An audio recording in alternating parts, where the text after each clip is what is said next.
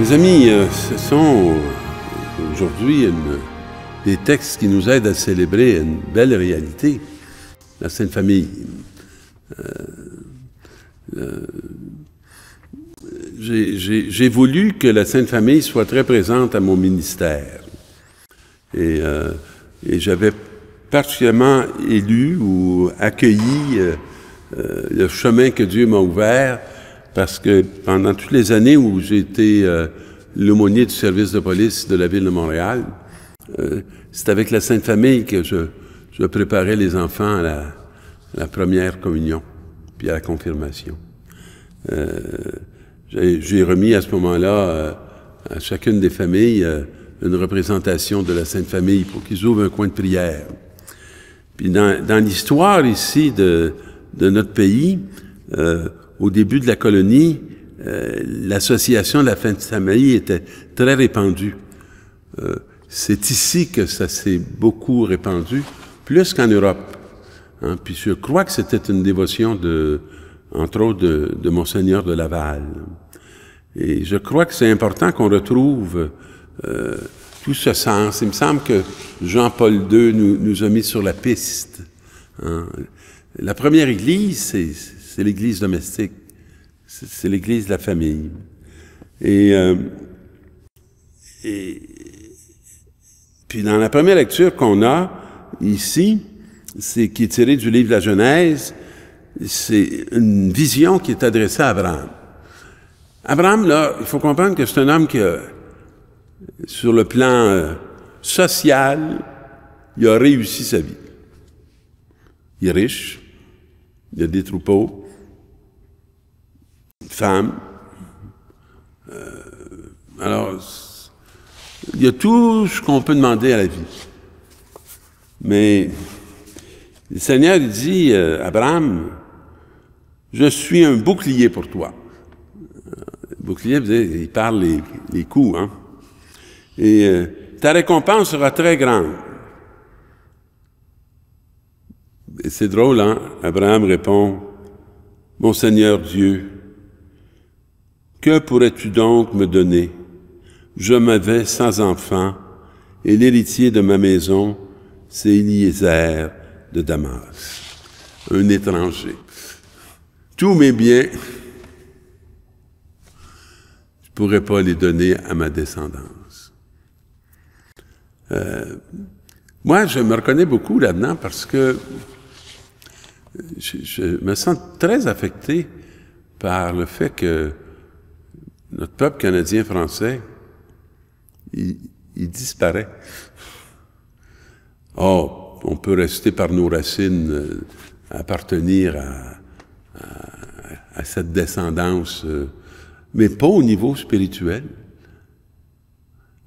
Souvent dans l'Église, on regarde dans nos rassemblements, ça m'attriste pas de voir des frères qui viennent d'ailleurs, puis qui sont d'une autre descendance. Mais je demeure affecté par il n'y a pas eu de fécondité spirituelle chez les miens. Alors, tu ne m'as pas donné de descendance, et c'est un de mes serviteurs qui sera mon héritier. C'est une tristesse. Puis il le fit sortir, Dieu, puis il lui dit, regarde les étoiles dans le ciel. Hein? Ben, voilà à quelle descendance tu es promis. Mais ce que découvre Abraham, c'est qu'il ne sait vraiment pas comment ça va pouvoir se faire, parce que lui, il est devant un vide dont il ne voit pas l'issue. Alors c'est pour ça que ça me touche beaucoup, parce que je me dis, le sentiment que je porte en moi, c'est absolument pas le sentiment de Dieu. Et il m'invite à un autre regard. Puis il m'invite à regarder un avenir, non pas à partir de mes peines, de mes peurs, mais à partir de sa parole. Et à partir de lui. et non pas de moi. Abraham, dans sa vieillesse, à la date que Dieu avait fixée, et Abraham donna un nom au fils que Sarah lui avait enfanté. Il l'appela Isaac.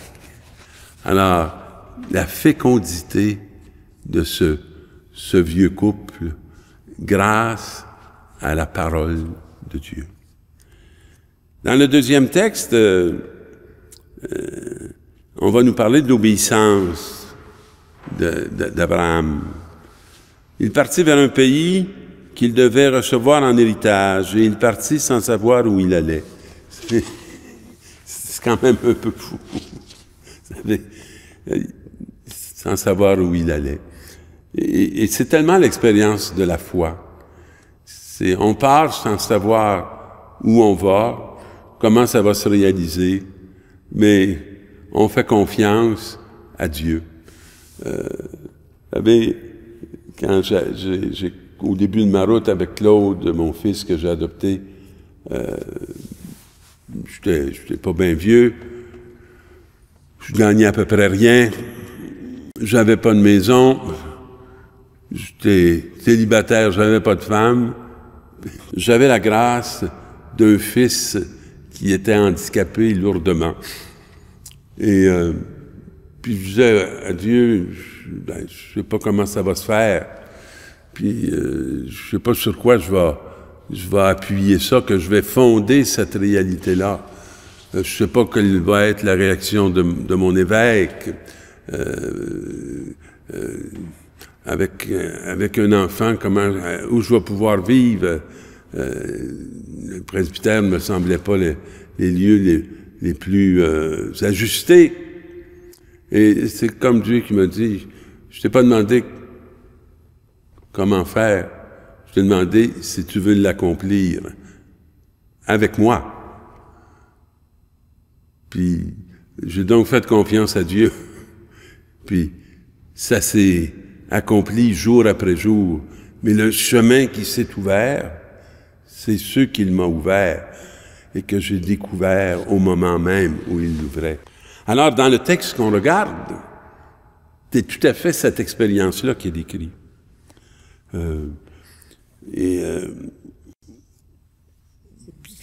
Alors, donc, on nous dit, grâce à cette réponse qu'il va donner, qui va se mettre en route et qui va partir sans savoir où il va, grâce à la foi, Sarah, elle aussi, malgré son âge, fut rendue capable d'être à l'origine d'une descendance parce qu'elle pensait que Dieu est fidèle à ses promesses. Ça, c'est une constante dans ma vie. Puis c'est une constante dans la vie de l'Église. Quand on est d'authentiques croyants, quand on ne fait pas une parodie, mais qu'on est investi et engagé dans la parole, c'est Dieu qui mène le bal. C'est pas nous. Hein? Puis c'est pourquoi d'un seul homme déjà marqué par la mort a pu naître une descendance aussi nombreuse que les étoiles du ciel. Et cette descendance, elle va être tout à fait spirituelle. Et être spirituel, c'est pas être désincarné, c'est pas être dans des choses qui sont abstraites, nébuleuses. Non, c'est être dans des réalités qui sont lumineuses et qui, étonnamment, vont prendre, je dirais, vont prendre racine, vont prendre chair, vont devenir réelles, parce que elles sont animées d'un souffle qui n'est pas un souffle limité, mais qui est le souffle de Dieu. Grâce à la foi, quand il fut soumis à l'épreuve, Abraham offrit Isaac en sacrifice, ce qui est un grand mystère. Et mais j'aime bien tant qu'on nous dit, c'est parce qu'il savait que Dieu pouvait ressusciter. Et ça, c'est un désir profond de mon cœur que je vous souhaite à vous. Et dans l'Évangile, on va voir que la croissance et le développement de l'enfant, On nous dit, quand fut accompli le temps prescrit par la loi de Moïse, alors dans ce texte-là, on va voir que la famille de Jésus est poussée par la loi. Par la loi, elle va bouger, elle va se rendre au temple, elle va présenter Jésus. Mais qu'au temple, ils vont rencontrer des gens poussés par l'Esprit. Et là, voyez-vous, il y a pas on met pas en valeur la loi plus que le spirituel. Ça fait un. Les deux sont en communion. Et là, ils vont rencontrer Siméon. Alors, Siméon, il est au temple, il est âgé, et au moment où l'enfant est présenté pour se conformer au rite de la loi, Siméon reçut l'enfant dans ses bras, le bénit en disant, « Tu peux me laisser aller, parce que j'ai vu mon espérance. » Puis moi, je sais qu'avant de partir, je vais la voir, mon espérance. Je la cherche, je la désire. Puis je me doute bien qu'elle ne sera pas tout à fait accomplie quand je vais partir, mais je vais la voir. Puis, en ce sens, je trouve que ce beau Siméon, cette personne âgée, c'est ça. Puis dans nos églises, souvent, c'est des personnes âgées maintenant qu'on a, mais qui sont habitées par cette espérance. Alors, pour moi, c'est un don extraordinaire. Et ils sont là comme vigiles. Hein. Puis on va retrouver une autre personne âgée qui va être Anne, puis qui va parler, une femme prophète. Elle était très avancée en âge. Après 7 ans de mariage, elle est demeurée veuve et elle était arrivée à l'âge de 84 ans. Elle ne s'éloignait pas du temple, servant Dieu jour et nuit dans le jeûne et la prière. Hey, mes amis, là, c'est toute une vie, ça, là. Toute une vie consacrée, hein. Et lorsqu'elle va voir Jésus, alors, survenant à cette heure même, elle proclamait les louanges de Dieu et parlait de l'enfant à tous ceux qui attendaient la délivrance de Jérusalem. Alors, mes amis, il y a quand même cette voix qui continue à résonner dans nos sociétés. Puis on pourrait se mettre à faire le tour de différentes paroisses de Montréal, puis s'apercevoir, puis de Laval, etc., au Québec, et s'apercevoir qu'il y a encore de ces témoins qui sont là patiemment, puis qui parlent de l'enfant. Alors, lorsqu'ils eurent achevé tout ce que prescrivait la loi du Seigneur, ils retournèrent en Galilée dans leur ville de Nazareth. Et là, tout ce qui a été annoncé et proclamé, ça va prendre du temps pour s'accomplir aussi à travers Jésus.